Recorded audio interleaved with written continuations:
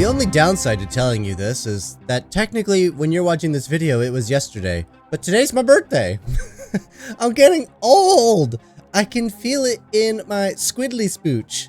That's the organ Invader Zim has, in case you didn't know. Today we're going to be following up yesterday's video where we built this deck together. Today we are going to play this deck, and then we are going to revisit it and see if there's any changes, and then we're going to play the deck again and see how those changes affect things. So if you want a breakdown of what this deck is like, well, you know what to do. There's a whole video about it on the channel that happened yesterday from the time of this upload. So let's jump in, shall we? Every day for the month of December, I will be giving away some awesome prizes to you guys. I've built custom packs of 10 cards each that contain 6 to 7 rare cards, 1 to 3 super rares, and 1 legendary. Then, starting on the 28th, I will be giving away the 4 grand prizes: a Lorcana Stitch gift set as prize 4, 4 copies of the Dragonfire DLC promo as prize 3, 1 booster box of Azurite Sea plus a random Lorcana playmat as prize 2, and the grand prize will be an enchanted Yzma and an enchanted Wreck-It Ralph. All you need to do to win one of the custom packs is be a subscriber here on YouTube and leave a comment on and share each day's latest upload, including this video.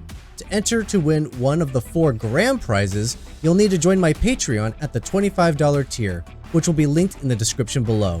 Now, let's jump in and see if we can't win a few. Okay, so my advice to you would be when you go to test a deck, I like to play against what I would call a softball deck. So we are actually playing against a pre-con, something pre-built. It's a starter deck. And the reason why I like to do that is because I want to get a feel for how my hand is going to play out. I want to get a feel for the synergies of the deck, if they're actually coming together or not. I want to feel for some strengths and weaknesses.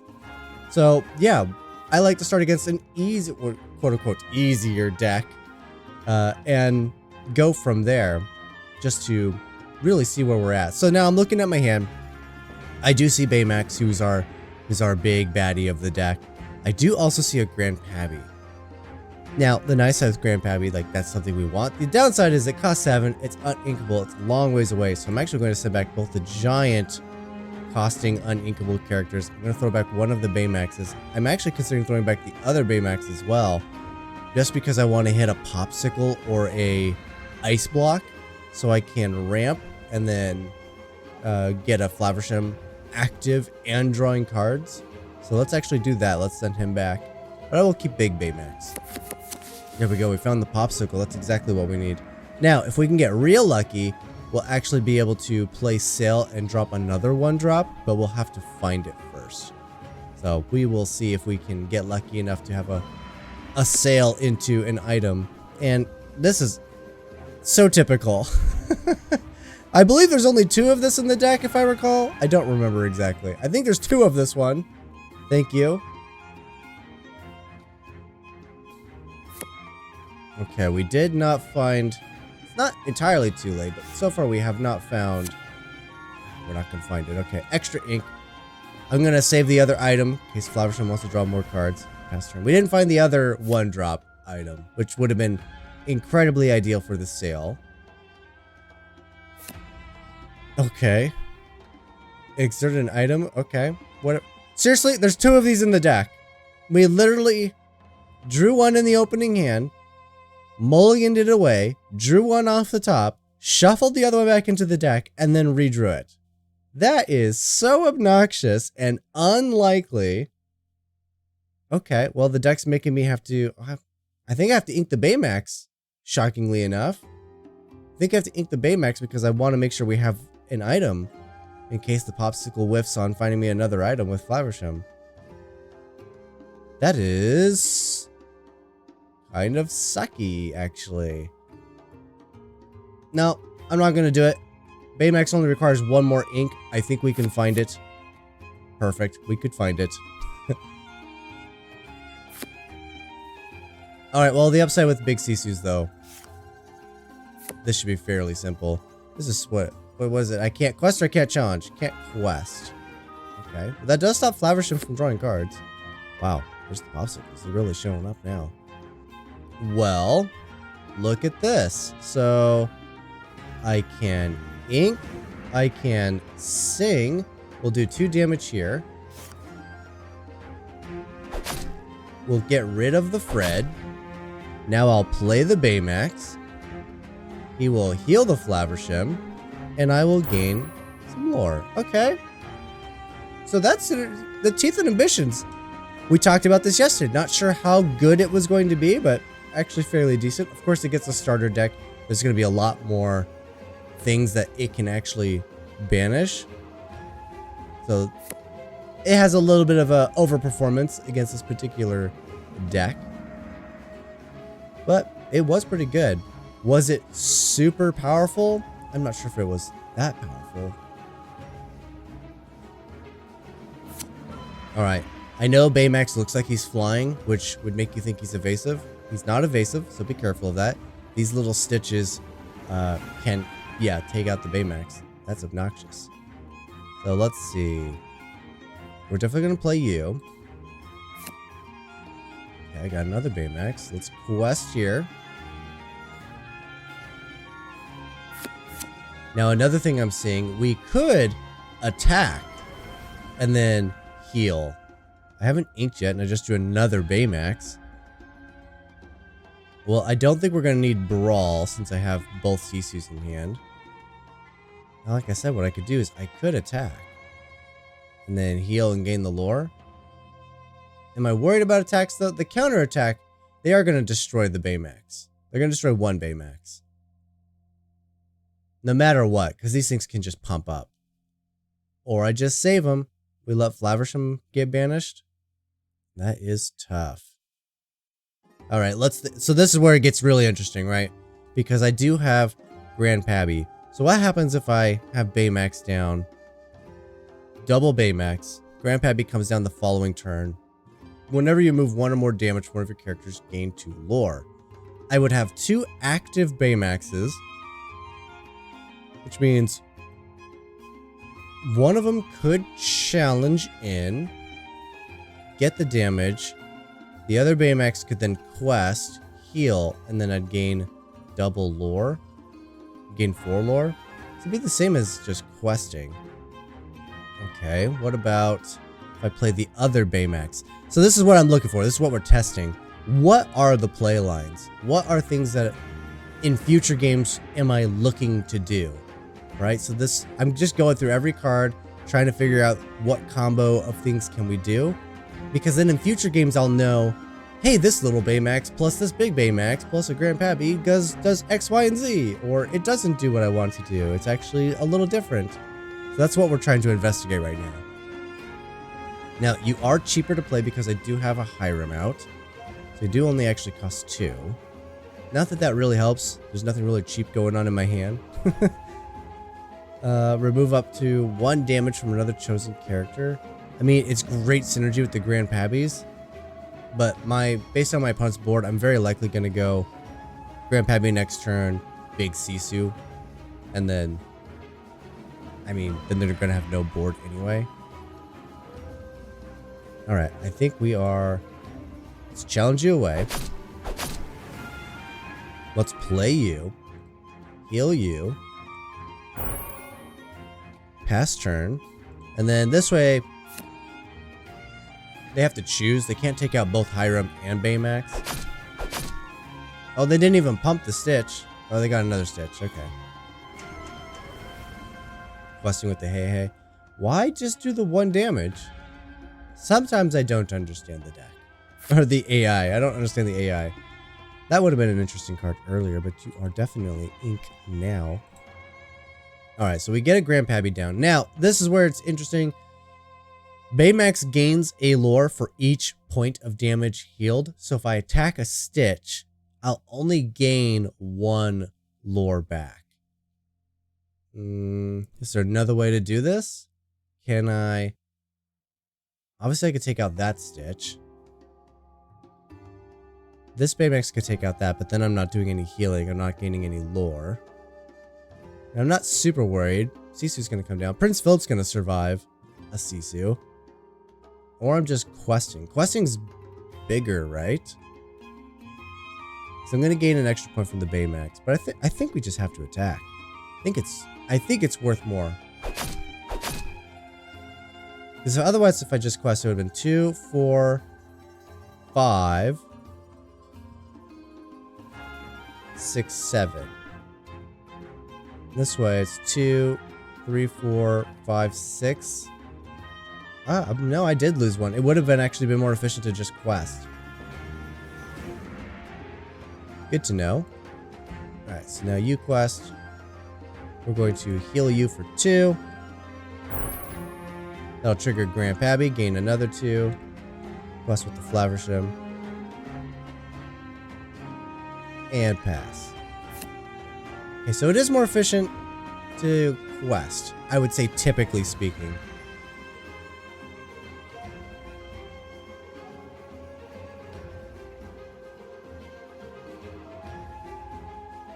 Alright. They charged it up and then they just quest with it. That makes sense. And now they charge it up again. Alright, I have to ink you. You're very nice though, like your synergy is set up. But I want to just get rid of your board.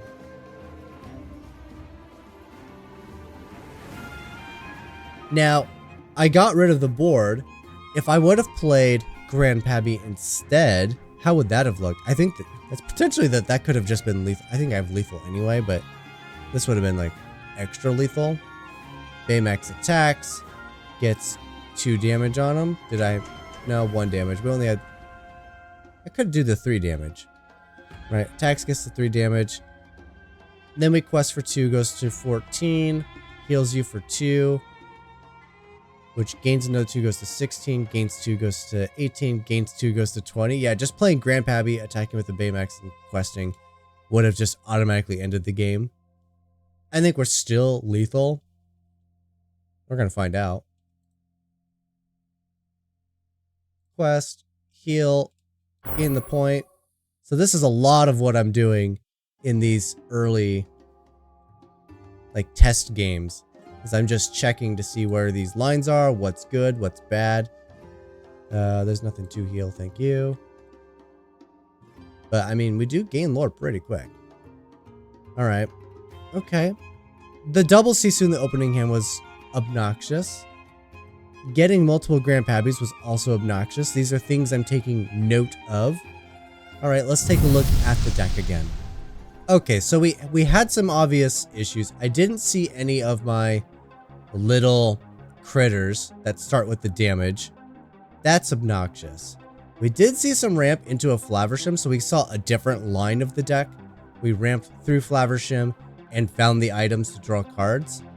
Unfortunately, it did lead us into heavy Grandpappy, heavy Sisu. Ah, see, I knew there was only 2 copies of Sisu in here. That's so obnoxious to have them both. We had 2 copies of the Grandpappy, so we had 66.6% of the Grandpappies, which, again, a little obnoxious in the opening hand. To, again, not see the damaged critters and then see the really high-cost, expensive ones.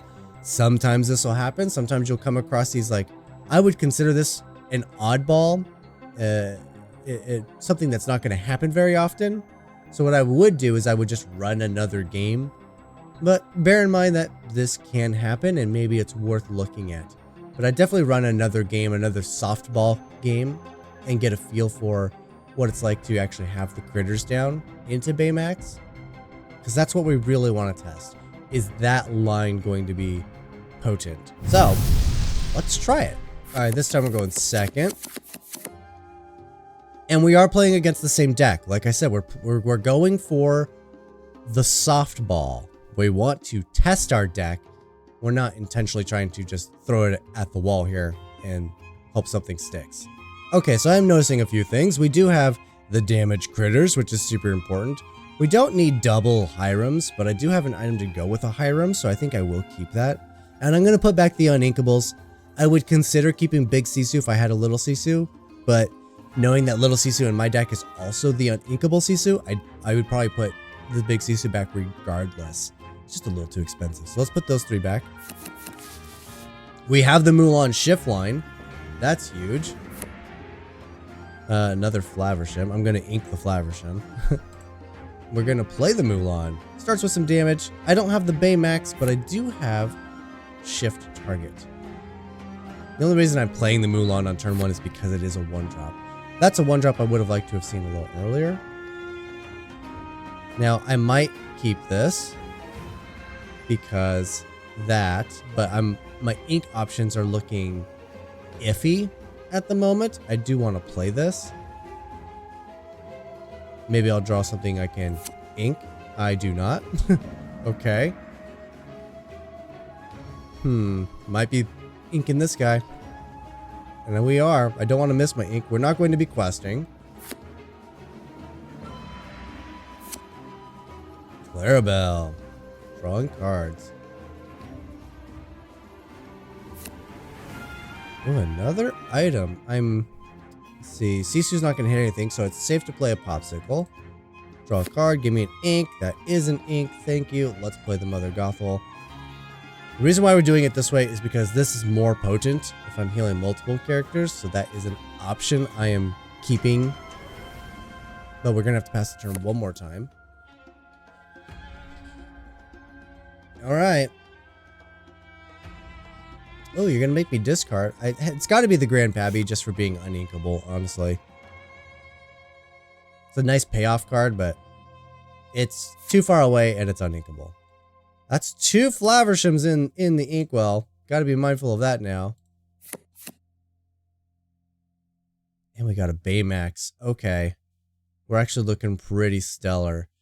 I have a couple of options. I mean, we got to do Mulan next turn, right? Unless they do something crazy, Mulan just destroys their entire board. Except for Prince Philip, I can't target it.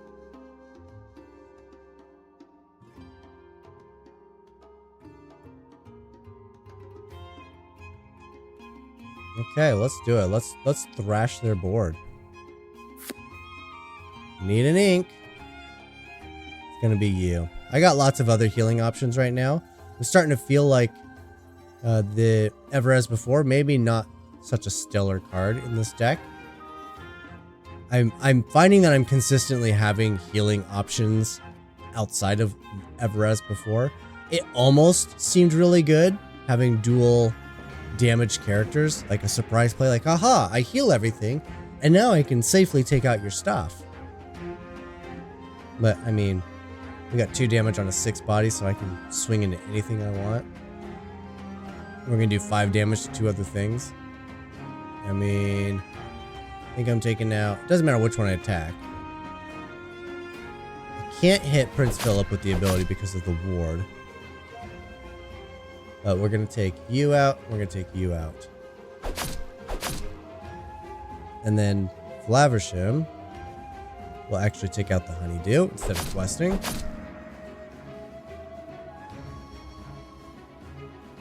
And I'm fine doing this because it doesn't matter who Prince Philip attacks. It'll be a trade regardless. They should attack the Mulan. And they don't. Of course they don't.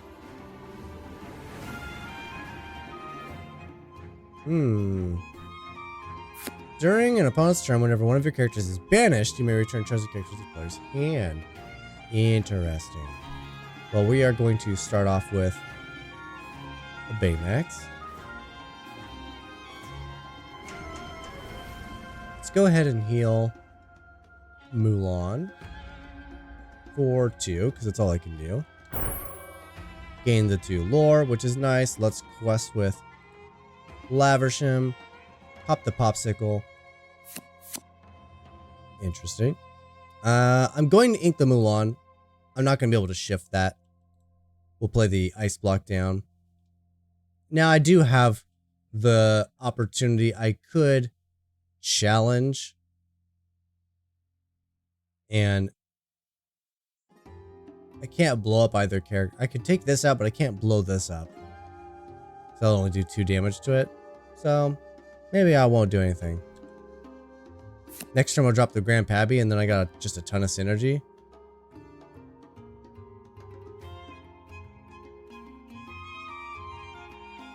They're going up pretty high. They sack their item. Why? Just to gain a lore? That's so silly. Gotta ink you so I can play you. Alright, Mulan takes out Prince Philip, does 2 damage to a thing. So probably 2 damage to the gadget. Then I can attack the gadget. Yeah. Now, this deck's a little tricky. Do I just quest? I'm only at 4. They can gain 4 on their turn, go to 17. 4 goes into 6, 7, 8, 9, 10, 11, 12, 13, 14. I can gain 14 lore this turn. Holy crap, I can gain 14 lore this turn out of nowhere. I'm at 14, I can gain 14, that's wild. Okay. Right, so there's 2, 3, 4. I will blow you up. 5, 6. And now you will heal. So that's 7, 8. Grandpappy triggers. So I gained 10. Okay. Wait a minute. Why did I only gain 10? 2, 3. Or did I count? I started off at 4. 4, 6, 7, 8. Yeah, okay. No, I see what I did there. I started at 4 when I did my counting. Sometimes I'm so smart. Still, 10 lore. 10 lore swing right there. That's not gonna cut it. Gadget didn't even attack? Sometimes, I swear. Oh, here we go. Ever as before. So I'm gonna gain just a stupid amount off of Grandpappy, right? Grandpappy should gain me 6 lore right here. This is a great time to test this. Because it, you know, for me, my thought was, this card's going to get cut, right? This card's going away. But right now is where we get to find out if it's worth it. So,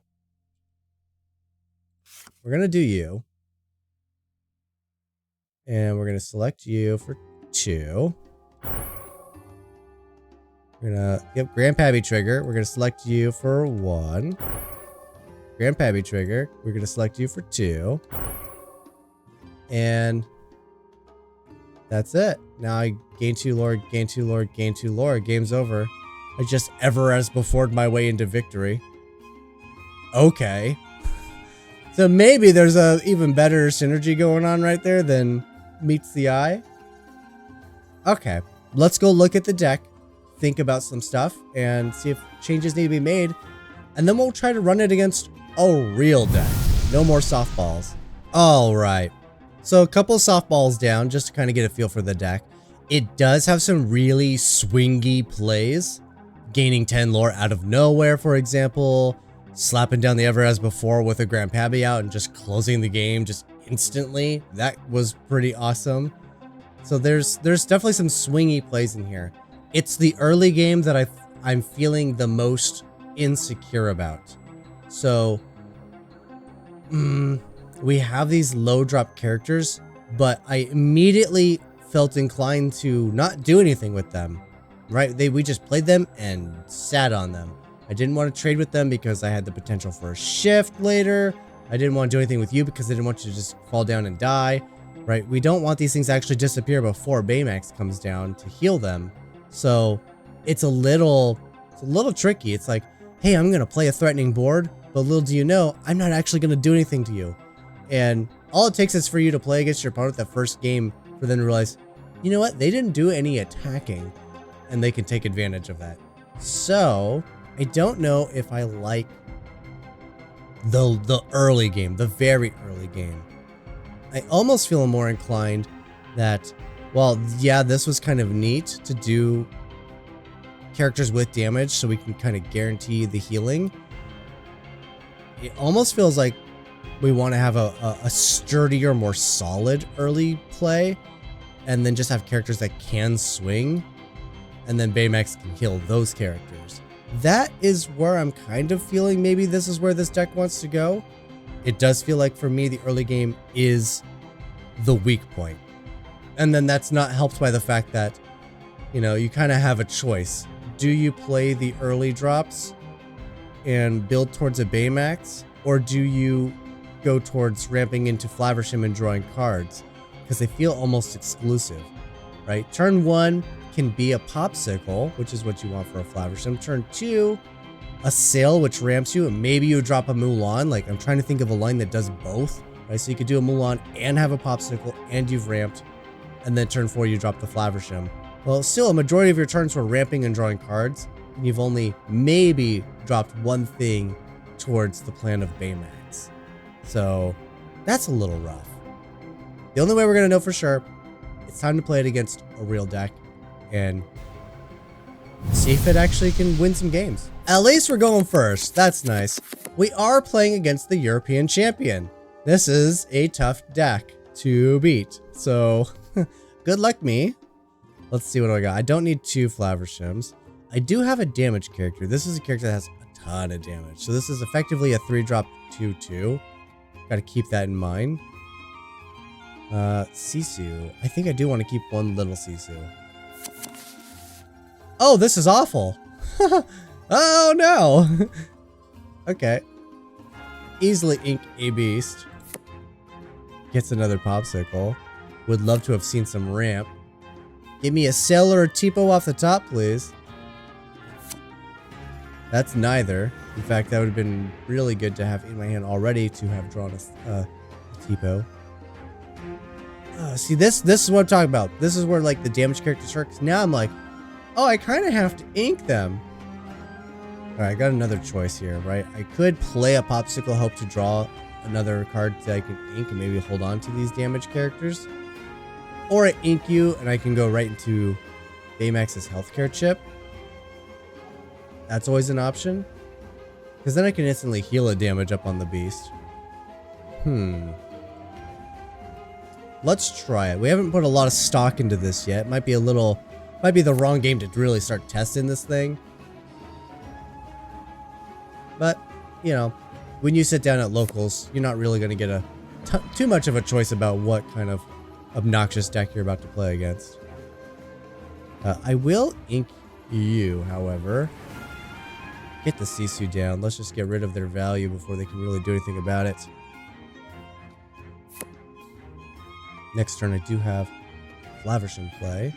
There's a medium Sisu. I was about to call it a big Sisu. It's kind of more of a medium Sisu. Now, I could ramp here, and then I'll have you. If I play, the more cards I draw, the worse this gets. I'm gonna play you. Oh, Baymax, I do really want you. Too bad my damaged character is about to go in the inkwell here. I need to ink twice. Oh, this is awful. This is a bad choice. Sorry, Baymax. I think you actually go. Because I just want to get this Madame Medusa down to deal with this. And I need to have reduced cards before I start drawing cards.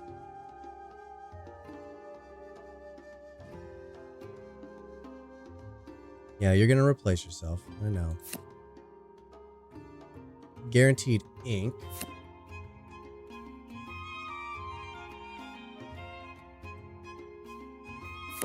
And a rabbit. Okay, not scared of a rabbit.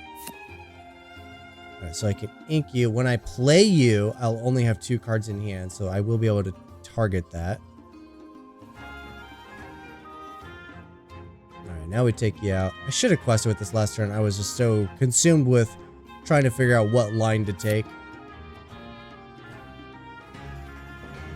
Alright, now it just has to be a Flaversham time.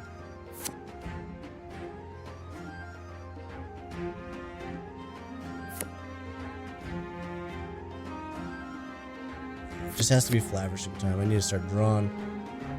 Okay, interesting. You don't take out anything. I could play you and do another ink. Just a super inky turn.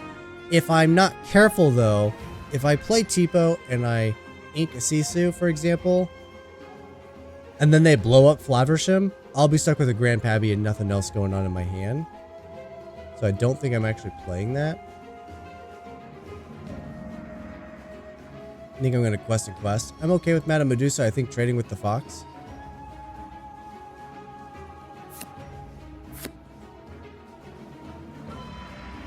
Amethyst doing amethyst things.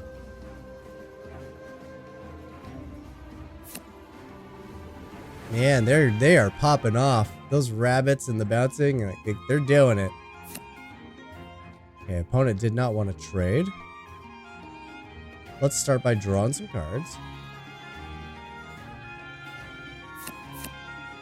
Okay. Well, I can't really get damage on my characters at the moment. And we have to be careful. They could be going into a be prepared. So I don't want to just load up the board here. Yeah, unfortunately for me, I can't just slap damage. This Ford, I'm like, we're just trading. We're just trading. I don't want to do that.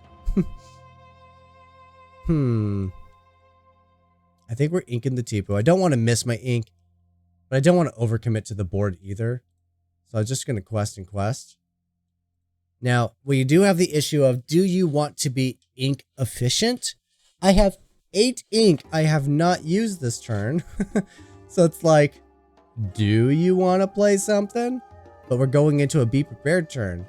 And that is not a good spot to be in, honestly. I anticipate both these characters just attack down Flaversham. And then Flaversham's just gone.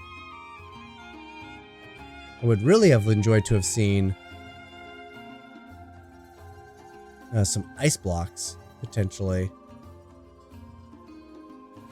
I think because Flaversham just gets attacked down, they're not inclined to play a Be Prepared. So if I play another Flaversham, I can definitely draw some more cards.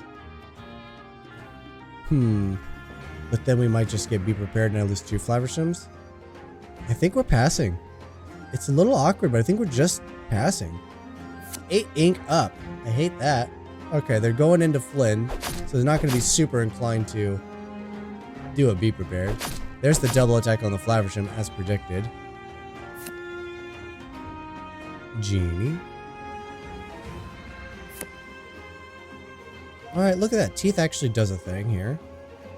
Let's see, I could play Baymax. I mean, I'm looking at taking these out. I could also just take out the Flynn. If I play Baymax... Okay, so there's definitely some options here. If I play Baymax, he's going to want to heal when he enters. So I'm going to want to make sure I have damage first. What I could do is I could sing the Teeth and Ambitions with Sisu.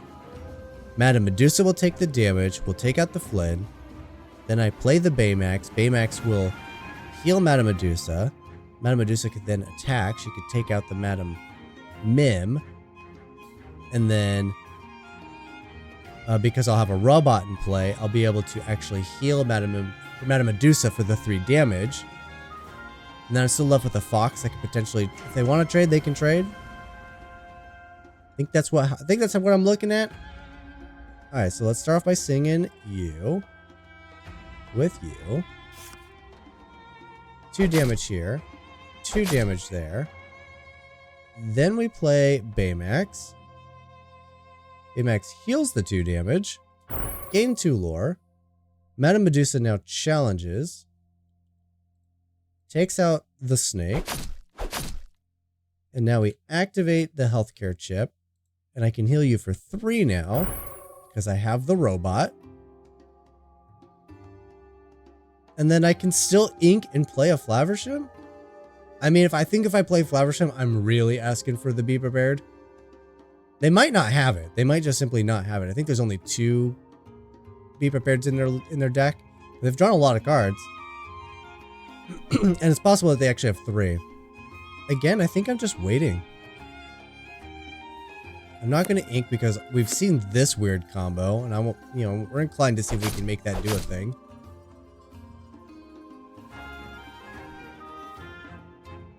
Ice block again being super relevant here and not having it. Okay. Alright, Madame Medusa can only attack the Fox. We don't like that. Let's see. I can't get everything I want. Baymax actually can't even challenge. And Baymax can take out Madame Mim. Then I can heal 3 damage of it. That's an option. These ones are issues. I don't have the evasive stompers. Again, I would really like to have my ice block. There's 3 in the deck somewhere. And if I want to heal, I can play Grandpappy as well. Because this only costs, whoa, this doesn't cost anything to activate. I thought this actually cost 1. So this is actually even cheaper than I thought. Okay, so let's challenge. So I can get rid of you. We will quest here. Let's play Grandpappy. Let's activate you. Heal 3 damage. Gain the lore. Let us... Oh, I want to ink and then play Sail, but this is a sneaky combo piece. I think I gotta ink it.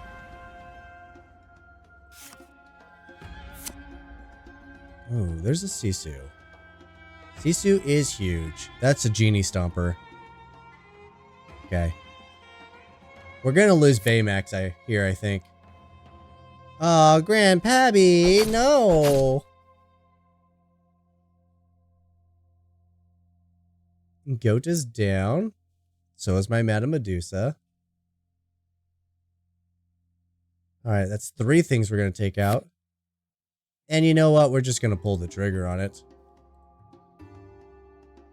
And I believe if I quest... No, you may remove 2 damage, up to 2 damage from another chosen character. I can't do that. Okay. But what I can do is I can do that.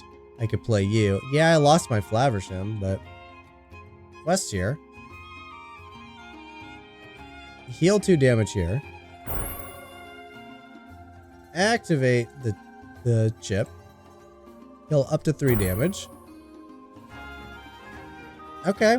Yeah, we're asking for a be prepared, but you know, I don't exactly expect to win against this deck. However, we are in a very solid spot.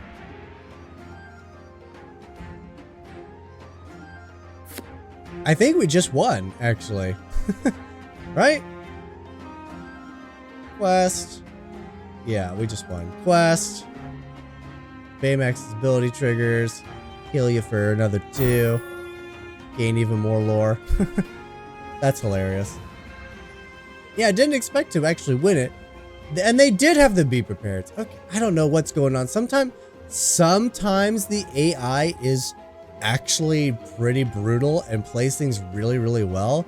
Other times it sits on the answer in its hand, even multiple copies of it, and it's like, I can't do anything. I don't know how to play you. So I don't know. We should have got be prepared. We played around it the entire game, except for that very last turn or 2, where I knew being a be prepared would be very bad for us. But they didn't do it. I don't know why. Okay, I think I've come to a conclusion based on our games. Our games had some awkward play lines initially, especially with the mulligan and such. So it's kind of hard to say, but with that many awkwardness, that might be the norm for this deck, which is also very awkward. But we are currently sitting on 10 characters that enter with damage. I think 10 is actually too many. We would probably want to be sitting only on like 8, maybe even 7. So I would probably make some cuts here. I would keep the Mulan, mostly because our 1-drop slot is really nice. I like having a curve. And when you don't have a 1-drop, your curve's just ruined instantly. And then, of course, it shifts into Big Mulan, which is a nice power play. Another thing that kept coming up was this uninkability. We're on 13, and yet I kept having uninkability. We never saw Tipo. We wanted to mulligan for him pretty aggressively, just never saw him, period. Not at all, which is really awkward. And then... yeah, okay. So what are we doing? Ever as before, kind of an interesting showing. Needed ice blocks, weren't seeing them when we needed them. So there was definitely some oddballness to these games we played. There's a reason why you want to play a deck dozens of times to really start refining it. But having been 3 games deep, even against a competitive deck, which I'm shocked we won against, there are some things that are already standing out. Again, I think we have too many of the damage characters. There's a little inconsistency in the ramp, so maybe that needs to be touched up just a little bit. 1 jump ahead comes to mind, but the Uninkability is also an issue, so we got to keep that in mind as well. I tried really hard to play a Madame Medusa. I felt like I tried too hard to play Madame Medusa. Ramped really aggressively into it with my sales, inking my card draw. Like, that was definitely a bunch of mistakes you probably shouldn't be making just to get this down. Probably shouldn't do that. Maybe Madame Medusa is only a 1 of in this deck. It's removability, its banishability is barely better than Sisu's as far as the strength of the character is concerned. So maybe we don't need 2 of these as well. So those are kind of my initial thoughts. Again, you'd want to run a deck dozens of times to really start getting a feel for, oh hey, this beast is just bad in every game I've played. He probably shouldn't be here. Like, that's the sort of thing we're really looking for. And we're kind of getting an inkling towards that already. Like, that's what we're building towards. We're playing games to identify what is not working. And of course, a great way to do that is to play against just a bunch of decks, right? Like, I just have a ton of decks here to play against. And that's a part of it. You know, I can play test all day. But before we take off, as always, we have to spin the wheel to see who's going to win a bunch of free cards from me, myself, and I. Before we spin it, though, I am giving away 4 grand prizes, 2 enchanted cards to 1 lucky winner, 4 of the Dragonfire DLC promos going out to another lucky winner, a booster box and a game mat to somebody else, and then the Stitch gift set down here will be going to somebody. If you want to win one of those 4 awesome prizes, all you gotta do is be a member of Patreon at the $25 tier. Link is in the description down below if you want to get into that. But let's shuffle this up and spin and see who today's winner is going to be. And it looks like it's going to be... Oh, it's pretty solid. That looks like it's going to be Taco Bear. Taco Bear Taco! Congratulations! All you have to do is send me a message on Discord. Link is in the description down below. Just need your shipping address. If you don't have Discord, you can find my email address on the homepage of my YouTube channel. And you can just shoot me an email. Again, just need your shipping information. And yeah, congratulations, man. Thank you guys so much for watching. Again, if you have any questions about the deck building process, the testing process, all that sort of stuff, just let me know. Send me, leave a comment down below. Send me direct messages. That's perfectly fine. The one issue I have with making these sorts of videos is I don't know what you guys are struggling with, if anything. So it's hard for me to stay on any one particular topic to help the best I can because I don't know. So if you have any qualms or queries about anything in particular, just let me know and I will help you out. That's going to do it. Thanks for watching. I'll see you guys tomorrow.